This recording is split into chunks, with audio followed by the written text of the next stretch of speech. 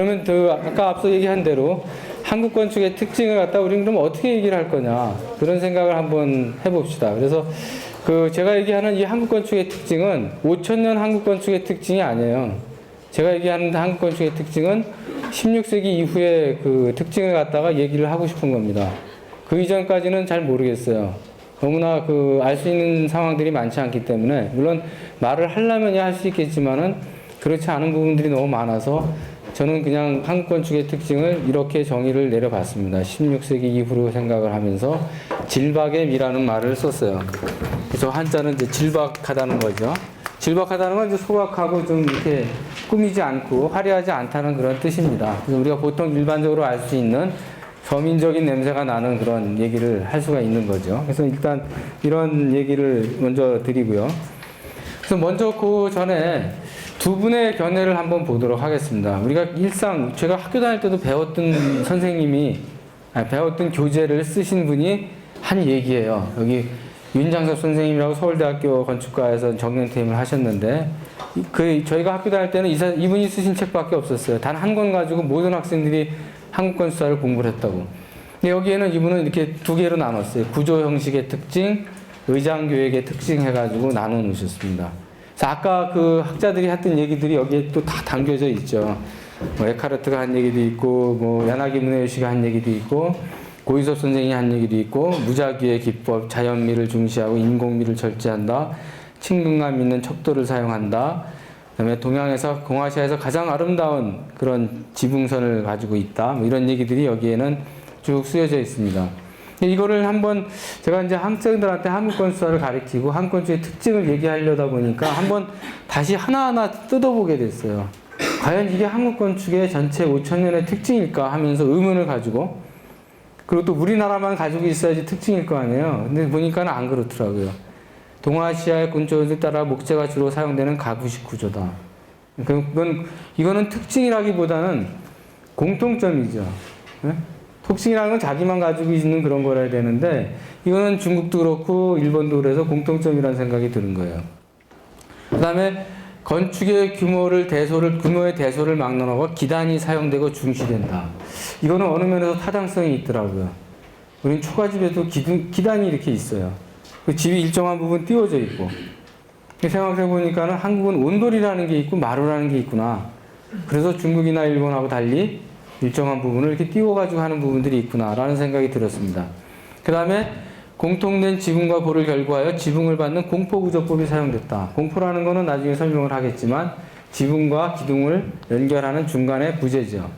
그래서 일종의 스폰지라는 얘기도 쓰고 완충제라는 얘기도 쓰고 그럽니다. 또 구조적으로 굉장히 중요한 부재인데, 이것도 중국도 있고 일본도 있고 우리나라도 있어요. 공통점이더라고요. 그래서 뭐 이 세 가지만 들더라도 이건 특징이라고 보기보다는 공통적인 어떤 성향들이 강하구나. 그래서 우리가 특징을 얘기하려면 좀 나눠야 되지 않겠냐.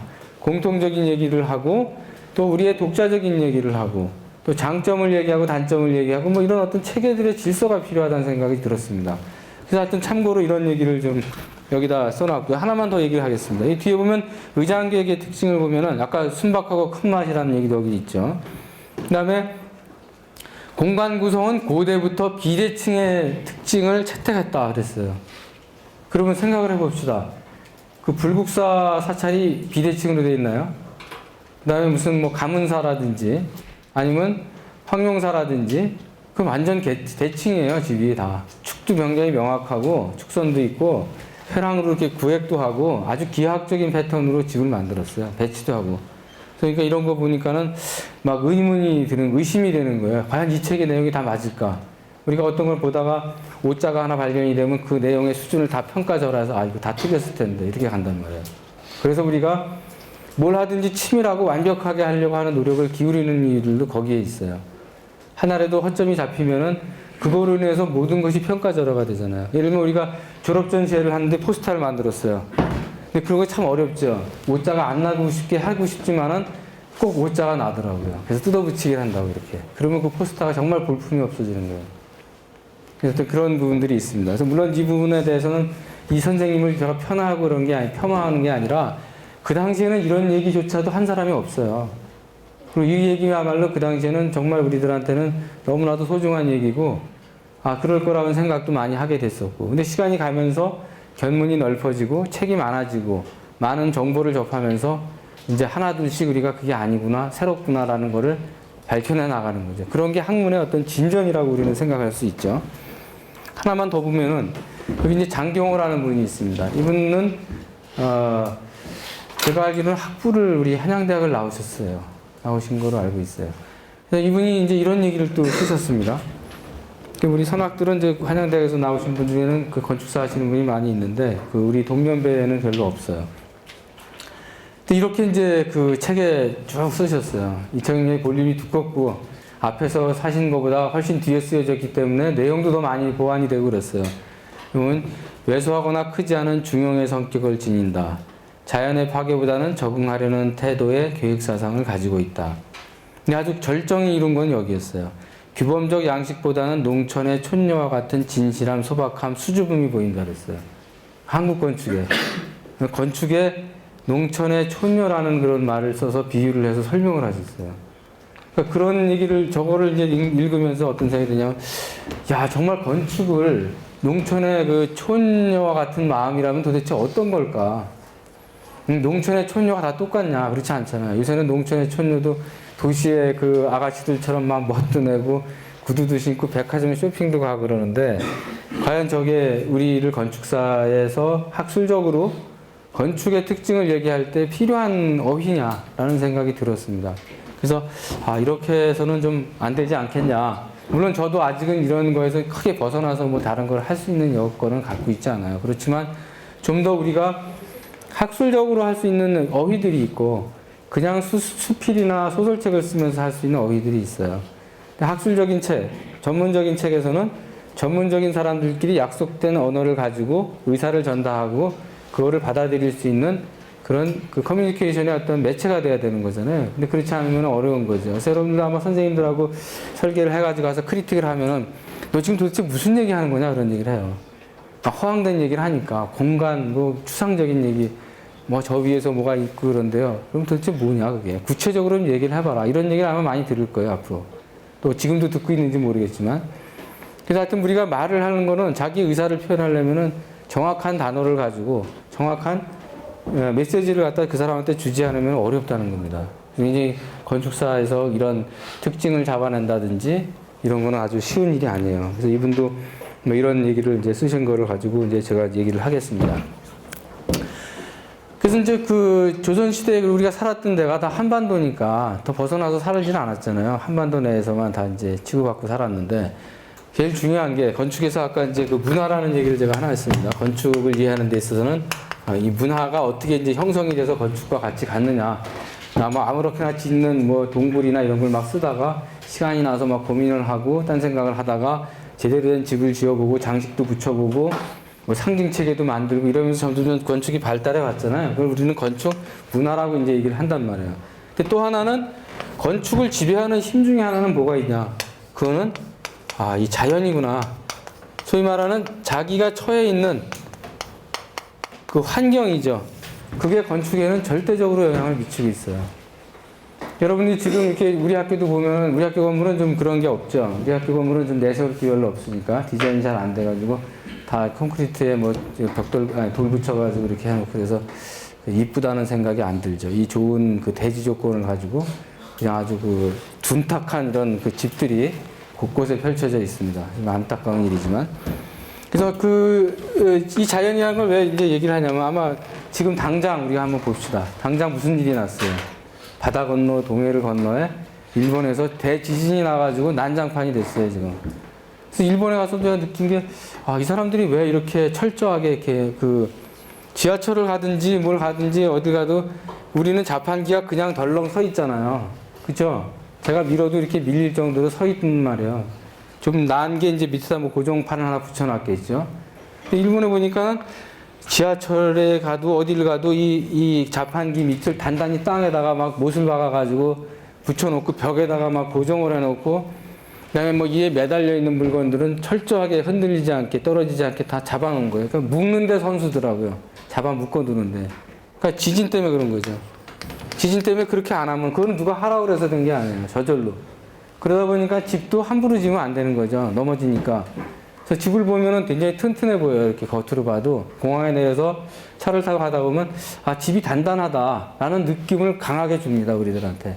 반면에 한국에 오면, 아, 참 대충 지었네. 뭐 이런 생각이 들고요. 그만큼 이제 이 자연의 혜택이 우리한테 좋았기 때문에 집을 갖다 철저하게 앉아도 되는 거예요. 튼튼하게 앉아도 뭐 바람만 피해도 되고 뭐 이런 정도의 상황이죠. 근데 그런 시달림을 계속 받으면은 할 수가 없는 거예요. 그래서 이 자연 환경이 굉장히 중요하다. 근데 자연 환경이 중요한데 더 중요한 건 뭐냐? 이 자연 환경을 어떻게 인식하느냐는 거죠. 거기에 사는 사람들이 그런 시달림을 받는 게 일본만이 아니에요. 동남아시아도 그런 시달림을 받는 나라가 많아요. 근데 걔네들은 맨날 부서져. 지었다가 또 좀 있으면 태풍 와서 또 무너지면 또 무너진 대로 다시 짓고 이런단 말이에요.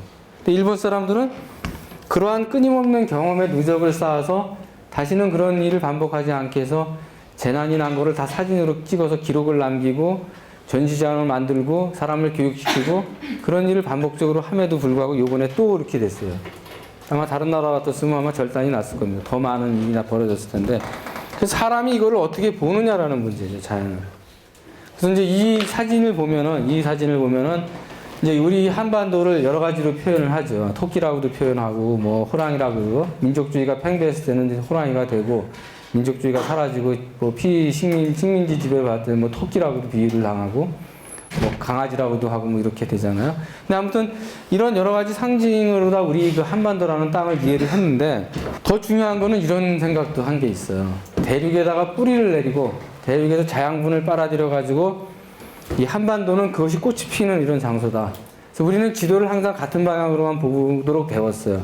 항상 북쪽을 위에다 놓고 남쪽을 밑에 놓고만 배웠어요. 근데 옛날 사람들이 그린 지도를 보면은 그렇게 안 됐어요. 북쪽이 밑에 있고 자기 입장에서 지도를 보는 거죠. 책을 펼쳐놓은 입장에서. 그래서 책에 이렇게 지도를 보면은 지금은 다 여기가 북쪽이고 이게 남쪽으로 이렇게 돼 있어요. 근데 옛날 사람들 책을 보면 옛날 사람들 지도는 이게 북쪽이고 이게 남쪽으로 되어 있는 경우가 대단히 많습니다. 나를 위주로 보는 거죠. 그래서 이것도 나중에 이제 수업 시간에 얘기하겠지만 이 남쪽을 바라다 본다. 남면을 한다라는 그런 사상적인 개념이 있어요. 남쪽을 아무나 볼 수 있는 게 아니거든요. 궁궐에 가보세요. 궁궐에서 남쪽을 볼 수 있는 사람 누굽니까? 임금 한 사람밖에 없어요. 나머지는 동쪽을 보든지 서쪽을 보든지 북쪽을 바라다 봐야 된다고. 그래서 이런 방향도 대단히 중요한 그런 의미를 갖고 있는데, 뭐 그 얘기를 하려는 게 아니라, 이렇게 이제 그 가지가 쭉 뻗어가지고, 이 가지 줄기가 이제 백두대간이죠, 제일 큰 게. 가지들이 나간 게 조그만 산맥들을 이루면서, 수군, 목간, 매화도라는 그림을 우리 조상들이 이렇게 그려놓은 게 있습니다. 물론 아주 오래된 그림은 아닌데, 뭐 이런 생각도 이제 하게 된 거죠. 그리고 더 중요한 거는 이제 더 이제 근거가 있는 내용으로 들어간다면은, 여러분들이 이제 족보가 있죠. 족보 본 사람 있어요, 자기네? 족보 없는 사람 한번 손 들어보세요. 우리 집엔 족보가 없대요. 그럼 없는 사람 한번 손 들어보세요. 없으면 그건 안 되죠. 큰일 나지. 그건 쌍놈이 되니까. 족보가 있어야 되니까. 족보가 없으면은, 족보는 돈을 주고라도 만들었어요, 옛날에는. 응? 쌍놈, 자기가 족보가 없으면은, 조선시대는 돈을 주고 사가지고 그래도 족보를 만들려고 했다고. 이거는 뭐냐 하면, 족보는 뭡니까? 이건 사람의 계보예요. 자기 조상들의 계보에서 내가 어디까지 왔는지를 아는 거죠. 이거는 산의 계보입니다. 산경표라고 하는 건 산의 흐름을 갖다 적어 놓은 거예요. 다른 흐름을 적는 게 아니라 우리나라의 산의 흐름을 적어 놓은 거예요. 족보처럼. 그래서 여기 보면 백두대간이라는 이런 말이 나옵니다. 그래서 한반도에 사는 백두대간, 백두산에서부터 시작을 해가지고 이러한 족보 시스템과 같이 다 가지를 치면서 나간다는 거죠. 그래서 어느 하나도 관계가 없는 게 아니에요. 다 연결되어 있는 거예요. 사람이 피로소도 하기 혈관으로 온몸이 연결되어 있는 것과 마찬가지로 이렇게 그 한반도의 산들은 유기적으로 다 연결이 되어 있다는 겁니다. 그래서 이걸 가지고 이제 우리 선배님들은 그림을 그렸어요. 다 실측을 하고 그래서 도면을 그렸습니다. 그래서 대동여 지도라는 거 지난번에 봤죠. 그 부장각 갔을 때 안 본 사람도 있겠지만 부장각에 어디 걸려 있던가요? 예? 계단실 옆에 이렇게 걸려 있죠. 그게 실제 사이즈예요. 실제 사이즈. 실제는 그 한 줄 한 줄이 종이로 접어가지고 접이처럼 돼서 이렇게 책으로 쌓게 돼 있습니다. 그걸 다 붙여놓은 거예요. 붙이면 그 정도 된다고. 이 방만 하죠. 그래서 여기 보면은 저기 다 이제 산으로 이렇게 그 흐름이 돼 있어요. 전부. 이 지도에는 뭐가 있나요? 산의 흐름과 그 산 사이에 물이 어떻게 흘러가는지를 다 표현해 놓고 그 사이사이에 도시들이 어떻게 들어가 있는지가 나와 있습니다. 이 지도에 여기 선이 있는 건 뭐냐? 이거는 길이에요. 길을 10리 단위로 끊어놨어요. 얼마만큼 아주 100% 정확하다고 할 수 없지만 정확도를 얘기하기 위해서 예를 든다면은 이 길이 이렇게 있어요. 길이 있는데 10리 단위로 끊었다고 그랬잖아요. 근데 어떤 거는 길이가 길어요. 근데 어떤 거는 또 짧게 해놓은 게 있어요. 그건 뭐냐면 고개를 넘어가는 거예요. 그런 것 같으면 위에서 보면 짧을 수밖에 없잖아요. 그런 식으로 표현을 해놨다고. 그만큼 굉장히 자세한 거죠. 여기에 표시된 거는 그 산경표를 가지고 다 추적을 해보니까는 이러한 선들로 이어지는 산맥이 하나 등장을 하더라는 겁니다. 그거를 원래 우리 조상들은 알고 있었는데 일제강점기를 거치면서 여러분들이 고등학교나 중학교 때 지리 시간에 배웠던 태백산맥, 촬영산맥, 노룡산맥이라는 말 많이 들었죠. 그렇게 다 대치가 돼버렸던 거예요. 원래는 그게 아닌데. 여기 보시다시피 그 산경표에 있는 걸 가지고 그려보니까는 이렇게 우리나라의 산맥들이 우리가 알고 있는 그거하고는 다르게 간다는 겁니다. 유홍준 선생님이 쓴 책 중에 무슨 책이 있나요? 나의 문화유산 답사기라는 책이 있죠. 그 책에 부제로 붙은 것 중에 하나 그런 게 있습니다. 산은 강을 넘지 못하고라는 그런 부제가 있어요. 그러니까 산과 물은 이 산맥이 강을 건너가서 있는 거는 절대로 없어요. 물을 만나면 거기서 끝난다고 다. 그런 걸 가지고 이제 우리가 풍수 같은 것도 이제 공부를 하고 그러는데 아무튼 이러한 체계로 우리의 그 땅을 갖다 선배들은 조상들은 인식을 했던 겁니다. 인식을. 그래서 여기 보면은 여기 이제 그 한양이 있죠. 한양이 있고 이게 백악산이 여기 보이고 한양대학이 아마 이 한강이 이렇게 흘러가니까 한양대학이 여기쯤 어디 있겠네요. 우리 학교가. 그래서 어떤 이 지도를 이렇게 이제 만든 걸 볼 수가 있고 그다음에 이 사진은 뭐냐면은 뭡니까? 우리나라에서 매일 볼 수 있는 거예요. 다른 나라에서는 어느 나라는 뭐 평지만 쭉 돼 있어서 산이 없어요. 그러다 보니까는 뭐 피라미드도 세우고 지구라트도 만들고 뭐 오벨리스크도 만들고 이러잖아요. 근데 우리나라는 항상 시야를 뭐가 가리고 있어요. 여기 보십시오 지금 우리 주변에 보면은 뭐 빌딩 숲이 가리고 있지만 그 너머에는 다 산이 있습니다. 그러니까 일어나서 볼 수 있는 거는 항상 산이에요. 그러니까 산이 우리들한테는 너무나도 가까이 다가와 있는 거죠. 그리고 그게 우리가 이 한반도의 자연을 인식하는 중요한 그런 모티브가 됩니다. 그래서 그런 것이 더 발전해가지고 이제 풍수라든지 이런 개념으로 이제 가게 되는 거죠. 이런 장면들은 아무 나라에서나 볼 수 있는 게 아니에요. 아무 데서나 볼 수 있는 게 아니라 그러니까는 이와 관련된 집을 지어야 되지 않겠습니까? 그냥 막 우리 지금 아파트 짓는 거는 집 짓는 게 아니죠. 그건 자연을 파괴하는 거죠. 그러니까 자기 마음대로 집을 짓는 거니까. 특히 지금 최근에 보면은 여기 그 뚝섬에다가 옛날 경마장이 있던 자리에 엄청나게 큰 2개의 폴대가 올라가고 있어요. 한화에서 짓는 아파트가 주상복합 아파트가 엄청나게 정말 남 생각하지 않고 자기만 생각하고 짓고 있습니다. 이렇게. 그래서 한양대학 경관이 다 버렸어요. 저쪽 앞에가 이제 다 막혀버려가지고 기가 꺾인 거죠. 우리가 분출을 해야 될 기가 꺾이지 않았나 해서 우려가 되는데 아무튼 좀 집을 짓거나 뭘 할 땐 남을 좀 배려를 하고 짓는 좋은데 나만 생각하는 거예요. 나만 보면 되고 내가 남이 어쩐지 그런 거는 아무 상관이 없는 거죠. 근데 옛날 사람들은 항상 이런 것들을 배려를 한 겁니다. 그래서 여러분 서울 시내를 차를 타지 말고 지하철을 타지 말고 이렇게 걸어가다 보면 옛날 길들 뭐 새로 난 길 말고 그런 거 보면 항상 그 끝에는 뭐가 있냐면 산이 있어요. 인사동길 한번 여러분이 이렇게 걸어가 보십시오. 그 가려져 있는 그 건물들을 조금 이렇게 지금 그래도 보이는데 백악산이 보인다고 이렇게 처음 입구에서부터 초입에서부터 끝날 때까지. 그러니까 그만큼 산이라는 것이 건축을 하는 데 있어서 배경으로서도 중요하고 또 시야를 바라다보는 어떤 소실점으로도 중요한 역할을 우리나라에서는 했어요. 그게 제가 생각했던 한국 건축의 중요한 특징이라고 저는 보고 있습니다. 그래서 그것 때문에 배치를 하는 데 있어서도 아주 중요한 그런 원칙들이 나온다는 거죠. 여기 이런 말이 있어요. 중학생들한테는 잘 됐네요. 중국말로 돼 있어서. 한번 읽어보십시오. 여기 학생 하나. 신위. 네, 한번 읽어봐. 중국말로 읽어주세요. 네. 말 그대로요. 자연이 건축을 보호하고 건축이 자연을 장식한다고 그랬어요. 정말 그럴 것 같지 않아요? 근데 이 말을 애석하게도 우리나라 사람이 발견한 게 아니라 아까 봤던 야나기 무네요 씨의 글 속에서 언급된 말입니다. 좀 안타까운 일이죠. 물론 좋은 말이긴 한데. 그래서 야나기 무네요 씨가 얘기한 선의 미에 대한 얘기는 많이들 알고 있지만 이 말은 잘 몰라요. 그분이 이렇게 얘기를 했어요. 한국 건축의, 조선의 건축의 특징이 뭐냐? 조선의 건축은 자연이 건축을 보호하고 건축이 자연을 장식하고 있다 이렇게 얘기를 했어요. 정말 좋은 말이죠. 그리고 실제로 그 당시의 상황을 보면은 그렇게 얘기를 할 수가 있는 것이 아닌가라고 생각을 합니다. 왜냐하면 주변에 산을 배경으로 해서 모든 것들이 형성되고 있기 때문에 이런 거죠. 이 압실이라는 마을입니다. 지금은 없어졌어요. 이 마을은. 제가 대학교 2학년 때 첫 답사를 갔던 그 마을이 바로 여기입니다. 이게 어디쯤이냐면은 청남대라고 아실 겁니다. 청남대에 있는데 대청 호수가 있는 그 자락에 있어요. 지금은 이제 다 수몰이 돼서 이제 없어졌는데 제가 대학교 2학년 여러분만 할 때 여름방학 때 저희 선생님하고 갔는데 다 텅텅 비었더라고요. 2채인가 3채가 사람이 살고 나머지는 다 이제 이주를 한 거죠. 섬에 이렇게 고립이 됐으니까 댐을 만들어가지고 물이 차오르니까. 이 마을은 정말 아까운 마을이에요.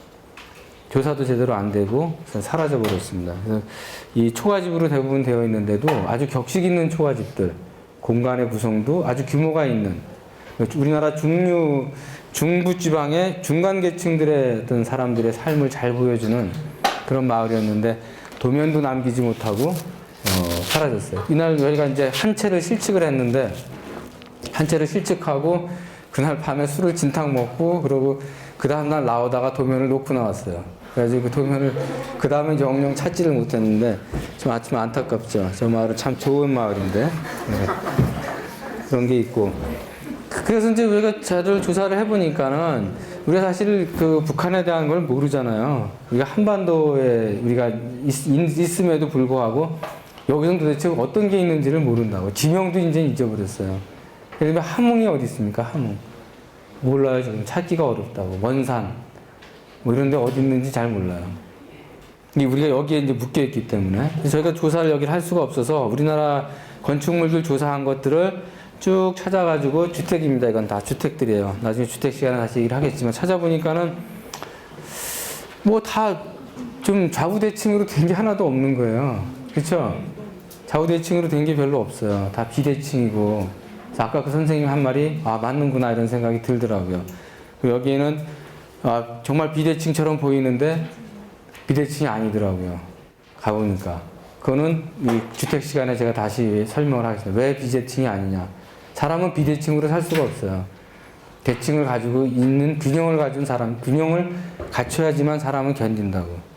하여튼 뭐 그런 부분. 그래서 이런 것들이 우리나라에는 이렇게 이제 있다는 겁니다. 일본이에요. 일본의 주택들은 이렇게 이제 지금 막 지진이 나고 그런 데가 이제 어디입니까? 이쪽 어디에 막 지진이 나서 동북지방이 지금 막 엉망진창이 됐는데 일본의 이제 민가들입니다. 농촌의 주택들이에요. 보니까 뭐 평면도 여기도 비대칭이죠. 근데 우리처럼 어떻게 되어 있나요? 우리하고 좀 다르죠? 우리는 비대칭인데 건물도 뭐 이렇게 몇 채가 같이 어우러져서 막 있고 그렇죠. 그렇잖아요. 이렇게 한 채로만 되어 있는 게 아니라 서너 채들이 같이 붙어가지고 뭐 회랑도 있고 뭐 이렇게 해서 이어져 있단 말이에요. 얘네들 거 보니까는 그냥 한 동이야, 한 동. 지붕을 공유하고 있죠. 그러면서 그 안에 막 마당도 있고 뭐 이런 어떤 독특한 구조를 가지고 있어요. 경사도 지붕의 경사도 아주 급하게 돼 있고. 나중에 뭐 기회가 있으면 이제 뭐 중국 건축사나 동양 건축사 같은 걸 들으면 알겠지만은 이 지붕하고 밑에 구조하고 따로 놀아요.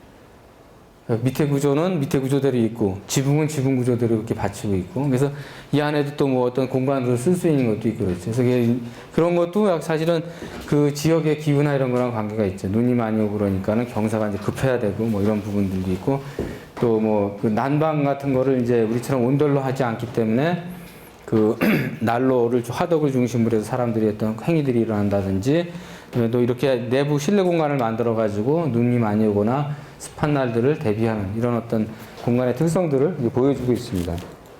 이건요, 여기 학생들이 알고 있는 중국의 모습입니다. 다 틀려요. 지역마다 다 틀리죠. 근데 본인 지역마다 다 틀린데 그래도 공통점이 뭐가 있는 것처럼 보이죠. 우리 또 한번 물어봅시다. 김덕현. 어떤 공통점이 보여요? 여기를 보니까. 없나요? 공통점이? 잘 안 보이죠? 잘 안 보이는 게 당연할 수도 있어요. 아, 맞아요. 정말 잘 봤어요. 둘러싸고 있잖아요, 다. 그죠? 폐쇄적이에요. 그리고 가운데 이렇게 마당 공간을 가운데 두고 대부분의 건축들이 이렇게 에워싸고 있어요. 그래서 안과 밖을 철저하게 구분하고 있는 것을 이런 걸 통해서 우리가 이제 볼 수가 있죠. 근데 그건 다 이유가 있겠죠. 그냥 그렇게 된 게 아니라. 그래서 하나의 작은 대표적인 게 이제 이런 겁니다. 이게 북경에 있는 사업원이라고 하는 주택인데 안팎이 완전히 구별돼서 문은 여기만 있고 이 안에 이제 굉장히 여러 가지 예제 질서에 의해서 공간 배치를 한다든지 뭐 이런 거는 형성이 되어 있어요. 그래서 문을 닫으면 그 사람들 성향도 그렇죠. 중국 사람 바깥하고는 안하고는 확실하게 구별을 해서 관심도 없고 남의 일에 대해서. 근데 우리는 너무 관심이 많아가지고 아파트에 살면은 어떤 일이 있나요? 문을 열고 이제 엘리베이터를 타는데 앞집에서 김치찌개 냄새가 나요. 그럼 저 자식은 또 오늘도 김치찌개 먹네. 또 짜장면 시켜 먹고 저 자식은 또 오늘도 점심마다 짜장면이구나. 뭐 이렇게 관심이 많다고. 근데 중국이나 일본 사람들은 남의 일에 관심이 없어요. 물론 요새는 관심이 있는지 모르지만 옛날에 제가 생각할 때 보면 남의 그렇게 신경 안 쓴다고 자기 일에만 충실하고 있지. 하여튼 뭐 이런 것도 뭐 나중에 다른 기회가 있으면 얘기를 하겠습니다. 그래서 이런 특성들이 다 지역에 따라 이제 다르다는 겁니다. 이렇게 원형으로 만든 토르 같은 거. 여기는 막 이제 해적들이 들끓고 막 도적대가 많았던 그런 지역이에요. 복건성 이쪽에 일본의 왜구들이 와가지고 침탈을 하고 이러는 지역이라 성곽처럼 만들었어요. 자기를 지키기 위해서. 뭐 이런 사하본이라든지 몽골의 초원지대 파오 같은 거라든지 이렇게 이제 뭐 지하에다가 굴을 파가지고 만드는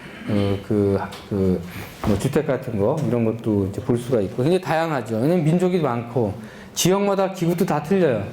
거기서 나오는 건축 재료도 다 틀리기 때문에 다르게 지을 수밖에 없는 거죠. 똑같이 지으면 안 되니까. 아무튼 이런 다양성들 그게 사실은 중국 건축의 굉장히 중요한 특징입니다. 중국 건축의 특징은 다양성이에요. 굉장히 다양하다라는 거를 이제 우리는 볼 수가 있습니다. 그래서 이제 우리 초가집이 아까 초가집이 아름답다고 그랬는데 정말 아름다워요. 초가집이 이렇게 이게 칼라가 아니라서 그런데 가을철에 추수를 해서 윤이 반짝반짝 나는 볕단으로 지붕을 해서 올렸다고 생각을 해봅시다. 그리고 거기에서 태양이 쫙 장렬하고 있어요. 그럼 멀리서 보면 정말 금을 갖다 이렇게 입힌 것처럼 보일 거 아니에요.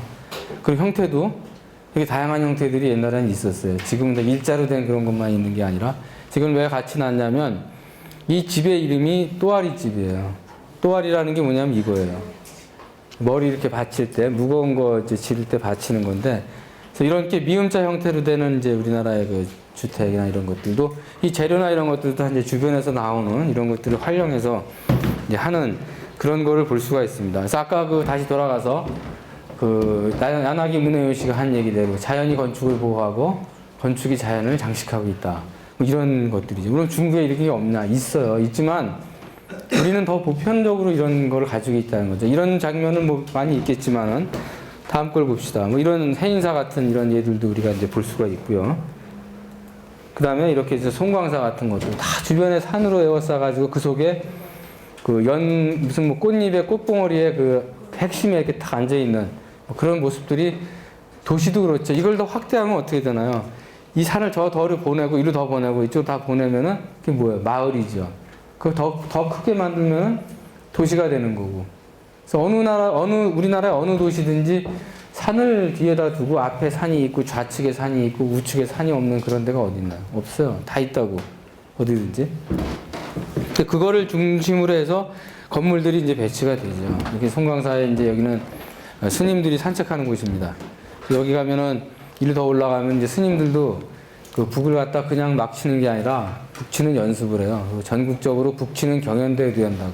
그래서 이 송광사가 전국에서 법고를 갖다 제일 잘 치는 스님, 우승한 스님이 계세요.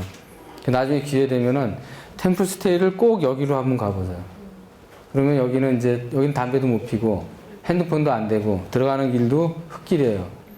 유일하게 큰 사찰 치고는. 그 다음에 뭐 테레비도 없고.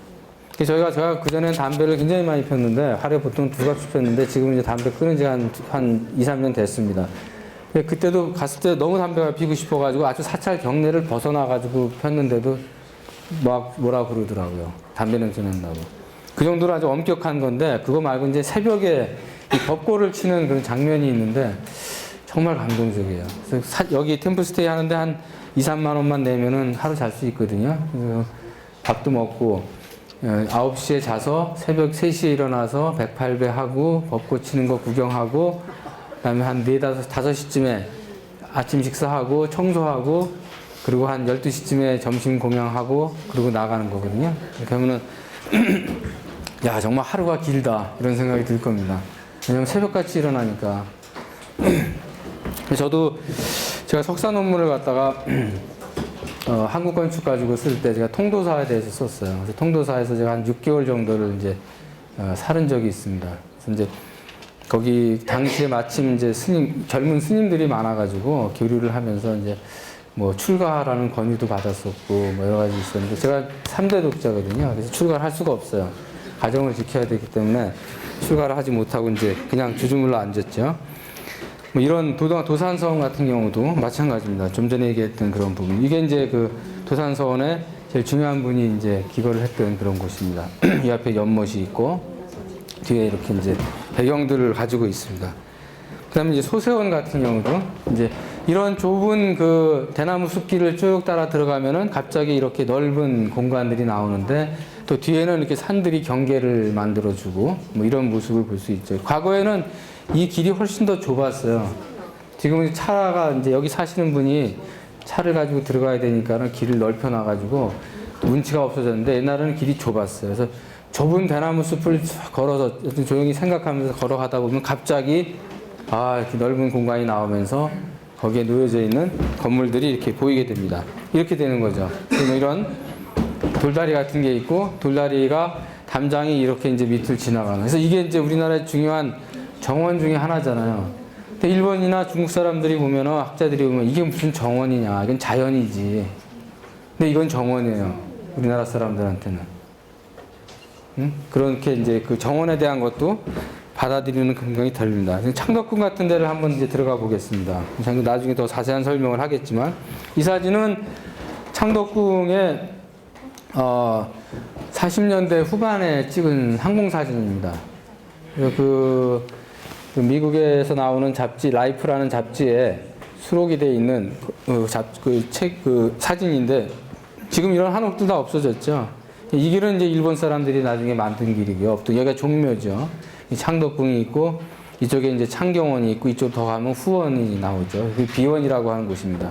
여기도 이제 들어가 보면은 뭐 이런 장면들.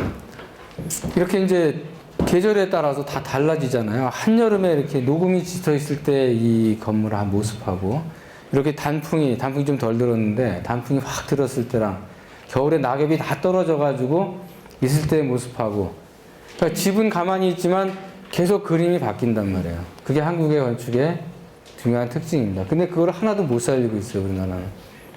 주변에 그렇게 이 산이 많이 보이는데도 그 산을 가리고 싶어가지고 경쟁을 하고 있죠, 지금. 아파트들이. 특히 요새 새로 짓는 뉴타운이라는 데를 가보면은 그 좋은 경관이 있는 산을 저 혼자 보겠다고 서로 경쟁적으로 한 사람이 앞을 막으면 또 다음 사람이 그 앞을 더 막고 가고, 뭐 이런 식으로 지금 집들을 짓고 있는 것을 볼 수가 있습니다. 애련정이라고 하는 그런 모습이고요. 이렇게 보이는 거죠. 좀 아까 거랑은 너무 다르잖아요. 건물은 가만히 있는데 이 안에 있으면 뭐 더 심하겠죠, 그런 느낌들이. 그래서 이런 게 이제 우리 건축이 가지고 있는 중요한 특징의 하나라고 저는 개인적으로 생각을 했습니다. 이런 부분들, 예를 들면 그 관람정이라는 창덕궁 후원에 있는 겁니다. 관람정도 이것도 옛날 사진 보니까 기와집이 아니라 다른 거로 만들었더라고요. 근데 지금 이제 기와집도 좀 반월 형태로 해가지고 이 소위 반도지라고 하는 그런 곳이고, 이런 게 있고, 안에서 보면 이제 이렇게 보이죠. 그래서 이 장면도 어떻게 되겠습니까? 계절에 따라 다 달라지겠죠. 여기 단풍이 들었으니까 단풍이 보이는 거고, 녹음이 지면은 뭐 파란 초록색이 막 보여질 거고, 이렇게 이제 어떤 그 액자처럼 가지고 있죠. 그래서 이 용어가 있어요. 이렇게 보여지는 거를 뭐라고 한다. 광경이라고 한다. 그래서 중국에서 이제 원림 건축에 보면은 그런 말이 나오죠. 액자의 틀, 프레임을 가지고 경치를 만들어내는 그런 방법. 창문 같은 거가 있으면 창문 괜히 뚫지 않잖아요. 다 이유가 있다고. 통풍을 위해서도 뚫지만 창문을 크게 뚫어놓는 이유가 뭐예요? 뭘 보고 싶은 거죠. 근데 보려면은 그냥 아무거나 보라고 이렇게 이건 지금 아무거나 보라고 뚫어놓은 거죠. 빛이 들어오라고. 근데 만약 자기 집 같으면은 창문을 뚫면은 뭐를 보고 싶어 하잖아요, 거기. 그럼 어디 지향점들이 있다고. 제가 바라보고 싶은. 그게 없으면 뭐라도 갖다 놓죠. 창문 앞에다. 돌이라도 하나 갖다 놓고 꽃이라도 하나 키우고 뭐 이런 생각들을 하게 됩니다. 그래서 모든 어떤 그런 교육에는 원칙과 어떤 생각이 이제 담겨 있지 않나 봅니다. 뭐 이런 것들. 그런 이제, 청의정이라고 하는 그런 작은 정자인데 창덕궁 후원의 가장 깊숙한 곳에 있는 그런 정자입니다. 이게 초가집으로 해가지고 여기 이제 벼를 기르죠. 벼를 심어서 여름 내내 이제 벼를 키워서 가을에 이렇게 추수를 해서 지붕을 갖다 이렇게 이제 교체하는 그런 일들을 합니다. 이 안에서 보면 뭐 이렇게도 보이고요. 뭐 이런 어떤 그 이제 또 하나 이제 그 보면은 무슨 얘기를 할 수 있냐면은 이렇게 이제 그 돌다리 이렇게 나무 다리를 건너서 이렇게 조그만 골목을 통해서 이제 들어갑니다. 그래서 관주의 화암사라고 하는 아주 작은 사찰이에요. 이 사찰이 유명한 거는 이런 공간 때문에 유명한 게 아니라 여기에는 목조 건축물 중에 구조가 아주 특이한 게 있어요. 뭐 용어가 좀 복잡하긴 한데 하항이라는 그 하항식으로 되어 있는 우리나라에 몇 개 안 되는 그런 건물 중에 하나가 그 극락전이라는 건물이 있습니다. 근데 그 얘기를 하려는 게 아니라 이렇게 해서 이제 들어가면은 안에서 이제 이렇게 보이는 거죠. 그 중국의 사학원에서 이렇게 보이겠어요? 안 보인다고요. 북경은 평지예요. 한참을 가도 평지입니다. 저 만리장성 쪽이나 가야지 산이 나오죠. 이런 장면들이 안에서도 이제 보여지고 바깥에 있는 어떤 그 경관 사이에서도 우리가 드러나고 있는 것을 볼 수가 있습니다. 또 하나는 내소사라는 데입니다. 내소사를 가면은 건축을 하는 사람이라면 이 집에 꼭 들어가 봐야 돼요. 근데 이 집은 공개를 안 해요. 근데 공개를 안 하니까 더 들어가 보고 싶은 거죠. 들어가 봐야 돼요. 건축하는 사람은 주지 스님한테 돈을 내서라도 들어가서 볼 필요가 있어요. 이 집은 한 번에 지어진 집이 아니라 증축이 된 겁니다. 그래서 미음자 형태로 되어 있어요. 좀 대칭감이 없죠, 별로. 지형에 따라서 이렇게 좀 높낮이도 조절을 하고 외관도 뭐 이렇게 그런 대로 봐줄만 하지만 안에는 이렇게 되어 있습니다. 예, 높낮이가 기단이 달리 해가지고 그 거물을 배치해서 놓고 있는데 여기서도 안에서 보면 이제 이렇게 보이는 거예요. 바깥에가 이런 경치들이 대충 마루나 누마루 이런 데 앉아 있으면은 같은 그 중정의 어떤 모습을 가진 게 여러 나라에 있지만 그 집과 주변의 환경들로 인해서 나타나는 어떤 이런 현상들, 이런 자연과의 교감이라든지 이런 부분들이 굉장히 중요하다. 그래서 한국에서 현대 건축을 한 사람이 좀 저런 걸 살려주지, 왜 안 살려줄까? 살려주는 분들도 계시죠. 가끔 보면은 비슷하게 저런 개념들을 가지고 설계하시는 분들도 우리가 좀 많지는 않지만 찾아볼 수도 있습니다. 그 다음에 이제 제일 중요한 이제 부분 중에 하나가 바로 이겁니다. 부석사라는 데는 다 알 거예요, 여러분들이. 워낙 유명하니까는. 부석사는 이렇게 잘 가다가 갑자기 이렇게 각을 꺾어가지고 이렇게 이상하게 배치가 돼버렸어요. 그래서 와, 이거 왜 이렇게 배치를 했을까? 똑바로 이렇게 놓지. 중국 사람 같으면 똑바로 놨죠. 일본 사람도 아마 어지간했으면 그냥 바로 놨고 대칭을 만들었을 거예요. 이렇게 이제 확 틀어가지고 나왔습니다. 그런 이유가 있는 거죠. 그리고 보면은 이게 이제 그 안양루를 통해서 올라가는 그 길입니다. 올라가다 보면은 이제 이 앞에 막 그 무수한 그 산에 바다가 이렇게 펼쳐져 있어요. 멀리 경치가 이제 펼쳐져 있는데 조금 더 들어가면 이제 부석사가 이렇게 이제 나오고요. 영주 부석사가 나오고 여기 보면은 이제 이렇게 그 이 앞에 이제 뭐 구름도 있고 뭐 산들이 있는데 이렇게 된 이유는 이 집을 지을 때는 사람들이 이렇게 들어가면서 이제 어떤 그 신앙심을 가지고 들어가지 않겠습니까? 근데 여기는 불상이 모셔져 있어요. 불상이 이쪽 방향을 모시고 있는데 이 집의 정면은 이렇게 되는 거죠. 그래서 이 방향으로 이쪽에 지향점들이 있어요. 이 자리에서 이제 중요한 어떤 그 산이 있다고. 그 산을 이제 이 앉혀서 뒷산하고의 어떤 그 배경과를 만들기 위해서 일부러 이렇게 이제 틀어놓은 거죠. 똑바로 놓지 않고. 뭐 이쪽에서 보면은 그 사진이 지금 없는데 그거는 다음 사진에서 더 구체적으로 얘기를 하겠습니다. 그래서 이런 부분들이 있고 그다음에 수덕사라는 데 가면 예산에 가면은 지금은 여기다 뭐 건물을 많이 지어가지고 이상하게 됐는데 옛날에 이렇게 단출한 건물이었습니다. 그래서 여기 보면은 이 앞에 대웅전이라는 건물이 있어요. 그래서 우리가 보통 건축물을 이해하는 거는 이렇게 본다고. 그렇지 않아요? 여러분들한테 건축물의 정면이 어디 있습니까? 그럼 이렇게 얘기를 해요. 아, 이게 정면이에요. 그렇게 얘기하잖아요. 이게 엘리베이션, 윗면이잖아요. 근데 이 집을 지은 이유는 아까 그 무속사 무량수전도 마찬가지지만 이 집을 이렇게 지어서 앉혀놓은 이유는 뭐냐?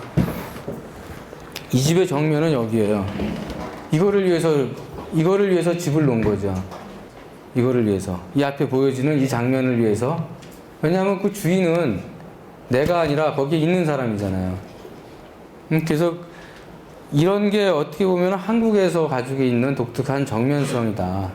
앞을 바라다보는 그런 거라고 이렇게 이해를 할 수 있습니다. 왜냐하면은 이 집의 형태는 목조건축 여러분이 조금만 이해를 하면 다 똑같아요. 크게 손을 보지 않는 한 이런 부재에 대해서 좀 더 다듬거나 그렇지 않으면은 기단이 있고 뭐 창호가 있고 기둥을 세우고 공포를 깔고 지붕을 올리고 이렇게 돼 있다고. 다 단순하게 다 통일돼 있다고. 어지간한 부분은 이 칸수가 더 늘어나거나 줄거나 이러죠. 그러니까 이 집의 특성을 살리기가 굉장히 어려워요. 아주 특별한 일이 아니면은. 그래서 이렇게 이름도 붙인다고. 이 집은 무슨 집이다. 대웅전이라고 이름을 붙여요. 그래서 자리를 앉히는 이런 앉히는 자리가 중요하다. 그래서 아까 얘가 입지라는 얘기를 했습니다. 입지. 그다음에 입지가 더불어서 보여지고 있는 정면성. 이게 바로 한국 건축에서의 어떤 그 배치의 특성들을 가져오는 중요한 그런 모티브가 되고 있다라는 겁니다. 그래서 이런 것이 이제 지형에 따라서도 굉장히 많은 영향들을 받겠죠. 그러다 보면 자연적으로 이것은 이 풍수라고 하는 거라고도 연결이 돼가지고 가게 되는 거죠. 풍수가 뭐 발복하고 그러는 게 아니라 이거는 땅을 선택해서 잘 앉히는 거죠. 남들한테 피해도 안 주고 나한테도 도움이 되게끔 하는 그런 위치를 잡는 것입니다. 이런 얘기를 할 수가 있어요. 또 하나 이제 한국 건축의 특징은 뭐냐? 이거는 뭐 다른 사람이 읽어 봅시다. 여기. 室内空间是灵活可变现，室内外空间融合为一。 무슨 뜻이에요 이게? 실내 공간에 어떤 그 융통성이 있다는 거죠. 어떤 고정되어 있지 않고 뭔가를 다양하게 쓸 수 있는 소위 말하는 멀티퍼포즈 여러 다양성들을 이제 다양한 기능을 제공할 수 있는. 또 하나는 실내외의 공간이 서로 합쳐져 가지고 융합이 돼 가지고 하나가 일체가 된다는 겁니다. 우리나라 건물들을 보면은 주택 같은 거를 보면은 이제 그런 특성들이 잘 나타나고 있죠. 이렇게 내부의 공간들을 보면은 방이 작아요. 크지가 않다고, 조그맣다고. 그리고 가구가 또 고정되어 있는 가구들이 별로 없어요. 그러다 보니까는 작아도 다양하게 대응을 할 수가 있는 거죠. 그리고 이제 이렇게 창 같은 걸 열어놓으면은 밖하고 안이 이제 하나가 돼가지고 이렇게 이제 넓게 쓸 수 있는 어떤 순수한 벽체로 가려져 있는 실내 공간은 작지만 창과 문이 개방적으로 되어 있기 때문에 그걸 다 열어 제끼면은 다 넓은 공간을 다 자기가 하나로 이렇게 만들 수 있는 그런 가능성들이 우리나라 같은 경우에는 보인다는 겁니다. 연경단이죠. 중국 건축 같은 거 보면 이렇게 창과 문이 개방적으로 자유롭게 되어 있지 않아요. 우리는 거의 다 문을 연다고. 기둥 빼놓고는 다 문을 열 수가 있어요. 어지간해서는 사방이 다 열려 있다고. 여름에 뭐 통풍도 하고 겨울엔 또 닫아서 이제 뭐 난방에 어떤 바람을 막기도 하고 그러죠. 그래서 이렇게 중간에 있는 그 문들을 갖다 들어 올리면은 이 전체가 다 이제 하나로 이용을 해가지고 쓸 수 있는 가능성들을 열어놓고 있죠. 이렇게 이제 문을 달아매는. 이 달아매는 게 꼭 우리한테만 있는 건 아니에요. 중국도 있어요. 중국의 자금성에 가면은 자금성에도 이렇게 문을 열어서 올려놓은 게 있습니다. 일본도 있어요. 그런데 이렇게까지 직각으로 90도까지 문을 열어 제끼는 거는 우리나라밖에 없어요. 그리고 이렇게 전체 문들을 다 열 이런 방식들도 우리나라에서 가지고 있는 아주 독특한 그런 성격 중에 하나라고 이렇게 얘기를 할 수가 있습니다. 이렇게 되는 거죠. 안에가 가보면은 이런 식으로. 그래서 그거에 덧붙여서 이제 실내외 공간을 이제 하나로 한다라는 얘기를 좀 더 얘기를 하면은 이게 궁궐에서 행사하는 그런 그림입니다. 그리고 여기 보면은 이게 무슨 자리냐면 해를 가리는 구조다 이렇게 되어 있어요. 차일 구조라고 되어 있습니다. 차일 구조. 차일이라는 건 이거예요. 천막의 텐트라고. 근데 우리는 이제 실내 공간이 건물의 규모가 작으니까 실내 공간이 작죠. 작아서 이제 행사를 하거나 할 때는 불편한 점이 많아요. 공간이 충분하지 않으니까. 그래서 행사할 때는 뭐를 했냐? 반드시 이렇게 천막을 쳤습니다. 앞에다. 건물을 천막을 쳤어요. 그래서 좀 전에 보면은 어떻게 됩니까? 이렇게 다 문을 열어서 올릴 수가 있잖아요. 이게 불가능하다면 천막을 쳐도 소용이 없어요. 근데 천막을 쳐서 이 안과 바깥의 공간들이 다 이제 하나로 쓸 수가 있는 거지. 이렇게 다 이어가지고 더 넓은 어떤 공간의 영역들을 만들 수 있는 겁니다. 정말 우리가 서양 건축이라는 거 보면은 뭐 공간이 관입이 됐다느니 뭐 이런 얘기를 합니다. 뭐 공간이 흘러간다. 여기서 흘러가고 그런다. 그런 얘기들이 우리 전통 건축을 보면은 아주 그 적나라하게 드러나고 있는 거를 이제 볼 수가 있습니다. 그 다음에 끝으로 하나만 더 얘기를 하고 마무리를 하겠습니다. 이것은 뭐냐면 외제정용이라는 단어예요. 이 단어는 없어요. 제가 만든 말입니다. 제가 그냥 만든 말이에요. 외제, 왜곡되어 있는 재료를 갖다가 바르게 쓴다는 겁니다. 무슨 얘기냐면은 우리나라의 자연은 어떻게 돼 있어요? 산이 많긴 한데 나무가 다 이렇게 돼 있어요. 고든 나무들이 많지가 않다고. 몇 개 안 돼요. 물론 뭐 충양목 같은 거를 기르는 뭐 일부 지역은 나무가 잘 자라는 것도 있지만 목재 수급이 원활하지가 않았어요. 특히 조선시대 16, 17세기 임진왜란 이후 같은 경우는 이렇게 이제 좋은 부재들을 구하기가 어려웠기 때문에 이런 걸 가지고 이제 건축을 해야 되는 거죠. 그러다 보면 결국은 뭔가 생각을 해야 되는데 이걸 잘 써야 되잖아요. 이거를 곧게 쓰려면 어떤 일이 벌어집니까? 다 부재를 버려야 된다고. 잘라내니까. 힘도 제대로 못 받고. 반면에 일본이란 나라는 어떤가요? 일본은 정말 좋은 나라가 나무가 많아요. 스기도 있고 뭐 흰옥기도 있고 흰옥기 같은 건 정말 좋은 나무입니다. 다 나무가 또 고다요. 이렇게. 다 일직선으로 되어 있어요. 일본 건축 보면은 부재들이 다 이렇게 직각으로 교차하고 아주 공간 구획도 뭐 정정방방 아주 이렇게 사각형으로 이렇게 잘 뭐다든 뭐를 두부를 갖다 이렇게 자른 것처럼 막 그런 식으로 그 다다미도 그렇잖아요. 각이 져 있고 뭐 군대의 어떤 그 내무반처럼 각진 이런 모습들을 많이 볼 수가 있는 것도 이런 부재의 수급하고도 재료의 수급하고도 관계가 있다는 겁니다. 특히나 조선시대 이제 후기에 오면은 그런데다가 이제 또 이런 어떤 정서들이 있었어요. 순박한 어떤 그 소박한 화려하게 꾸미거나 가식이 이제 있는 그런 것들을 좀 지향하는 그런 경향들이 점점 더 깊어집니다. 그래서 성리학이 더 깊어지면서 조선의 유학자들이라는 사람들이 중국보다 더 심하게 이제 그 사상을 따라가려고 그러잖아요. 더군다나 이제 명나라가 망하고 청나라가 들어서고 나면은 야, 중국은 이제 망했다. 이제 우리가 중국을 대신해야 된다는 게 뭡니까? 그게 소중하잖아요. 점점 더 그 유교 사상에 이제 그 깊어지면서 화려하고 장식적인 이런 것들을 다 피하게 된다는 거죠. 이런 것들을 이제 선호하게 되고 이런 어떤 그 소박하고 투박한 뭐 이런 모습들을 그래서 뭐 이런 서산에 있는 개심사라는 사찰입니다. 사찰인데 기둥이 하나도 똑바로 생긴 게 하나도 없어요. 다 그냥 있는 걸 잘라다가 적절한 요소에다가 이렇게 쓰는 거죠. 근데 이 정도는 아무것도 아니고 뭐 이렇게도 이제 쓰는 거죠. 만일 이런 부재를 가공을 했다고 칩시다. 그럼 이거는 아마도 요만한 부재밖에 못 만들 거예요. 이게 적절하게 이것이 가지고 있는 어떤 특성들을 잘 고려해가지고 이런 데다 이제 쓰는 거죠. 여기는 이제 사람이 자주 걸어 다니는 데니까 이렇게 턱을 만들어가지고 건너갈 수 있게 한다든지 뭐 이런 모습을 이제 볼 수가 있고 이거는 이제 그 문경에 있는 대성함이라고 하는 데인데 뭐 이렇게도 썼어요. 통째로 잘라가지고 조금만 다듬어가지고 그냥 나무를 갖다 이렇게 올려놓은 이런 애들도 이제 볼 수가 있고 또 심지어는 이제 구례 화엄사에 있는 구충함이라고 하는 데는 아예 나무를 잘랐어요. 통째로 잘라서 아무것도 가공을 안 하고 쳐내기만 하고 그냥 갖다 받쳤어요. 근데 여길 자세히 보면은 이런 부재들은 또 다듬었단 말이에요. 그러니까 이건 굉장히 의도가 된 어떤 그 생각이라는 걸 알 수가 있죠. 그리고 이렇게 이제 돼 있습니다. 이렇게. 근데 왜 이 건물만 이렇게 돼 있어요? 다른 건물은 또 안 그렇게 해놓고 여기만 이렇게 해놨는데 하여튼 이런 생각들이 보인다는 거죠. 그리고 이제 완주에 송광사가 있는데 송광사도 가보면은 이 밑에 기둥이 똑같은 게 하나도 없어요. 주들도 제멋대로 그냥 돌 있는 대로 갖다 쓰고 뭐 이렇게 해서 이제 높낮이를 나무는 어쨌든 수평은 만들 수가 있으니까 밑에 높이만 조절을 하면 되니까 그래서 이런 부분도 보이고 이런 식으로 이제 대충 이어가지고 연결을 해가지고 이제 쓴 이런 모습들도 가지고 있습니다. 그 순천에 있는 송광사죠. 그다음에 합천에 있는 해인사 같은 경우는 이 직각되게 문을 만들지 않고 이렇게 이제 그 둥글게 만들었어요. 정말 이렇게 들어가 보면은 물론 처음부터 이렇게 만든 건 아닌데 이렇게 이제 둥글게 만들어서 뭔가 이렇게 구도심을 갖다 이제 불러내 일으키는 자기를 좀 겸손하게 만드는 이런 부분들이 이제 보여지고 있습니다. 이제 유학자들이 만든 정자들인데 담양의 이제 시경정이라고 하는 데입니다. 하만의 무기연당 아까 처음에 봤던 그 연못 있는 그 곳이죠. 이런 부제를 쓴 거예요.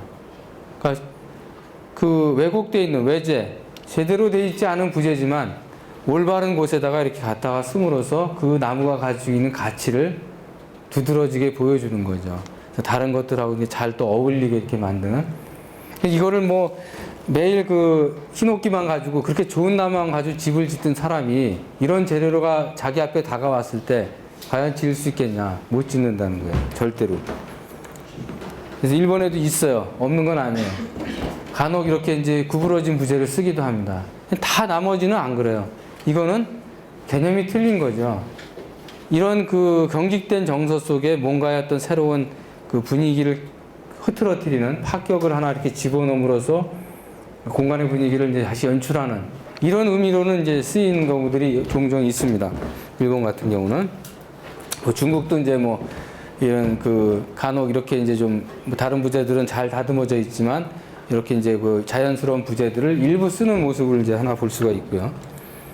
우리나라는 뭐 아주 뭐 곳곳에서 이런 게 이제 그 감지가 되죠. 그것은 부안에 있는 내소사의 이제 모습이고, 축대 같은 경우도 똑같은 부재들이 아니라 이렇게 좀 크기가 다르지만 그 높이를 이제 받칠 수 있도록 어떤 그 하중을 받을 수 있는 그런 모습으로 이제 이렇게 잘 정돈돼 가지고 집어넣는 걸 볼 수 있습니다. 주춧돌 같은 경우도 그렇죠.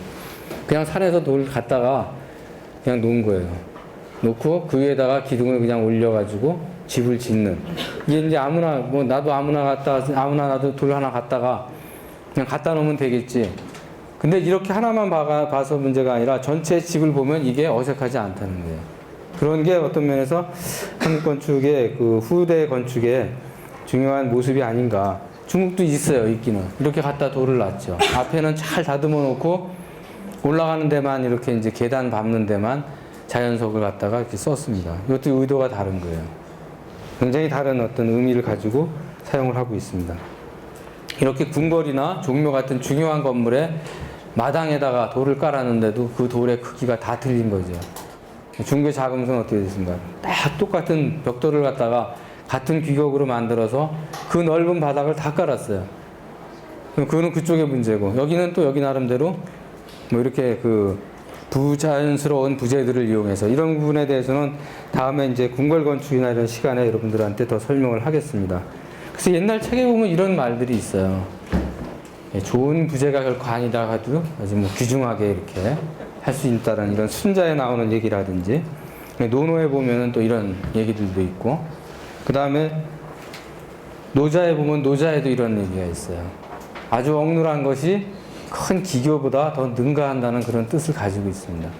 그래서 그런 것들이 뭐 이렇게 그 한국 건축을 폄하해 볼 수 있는 그런 부분이 될지는 모르지만, 나름대로 그 당시에 그 건축을 하던 사람들 속에서는 자기들을 갖다 표현할 수 있는, 자기들한테 주어진 조건을 가지고 그 자기의 기회를 발휘할 수 있는 그런 여지들을 만들었다는 겁니다. 그래서 여러분들이 한번 이거를 비교를 해보세요. 이것도 같은 그런 부재들을 가지고 썼어요. 구부러진 부재를 가지고 집을 만들었다고. 근데 하나도 잘한 것 같지가 않아요. 앞 그 고속도로변에 가다 보면 이런 거 많죠, 지금. 그러니까 그게 쉬울 것 같지만 쉽지 않다는 거예요. 아무나 하고 뭐 보잘것없어 보이지만 절대로 보잘것없는 것이 아니라는 거를 이런 사례들에서 우리는 발견을 합니다. 근데 이와 같은 그 특징을 가지고 있는 나라에서 현재 지어지고 있는 집들은 이런 집을 짓고 있는 거죠. 저렇게 그 산에 이제 그 중턱에다가 아파트를 갖다 그냥 이렇게 뭐 쌓아 올려가지고, 저게 이제 나중에 쓰레기가 되면은 더 이제 걷잡을 수 없는 문제가 되겠지만, 여러분들은 절대로 저런 거에 선두에 서서 나가는 사람이 아니라 정말 한국의 어떤 이 땅에 맞는, 이 풍토에 맞는 그런 집을 설계하는 건축가로 성장을 해서 나중에 자기가 지은 집이 오랫동안 보존이 되고 문화재로서도 남을 수 있는 그런 집을 설계하는 인재로 자라났으면 좋겠습니다. 그래서 오늘은 여기까지 한국 건축의 특징과 역사를 어떻게 보느냐 하는 편년의 문제를 간단히 가지고 얘기를 했습니다.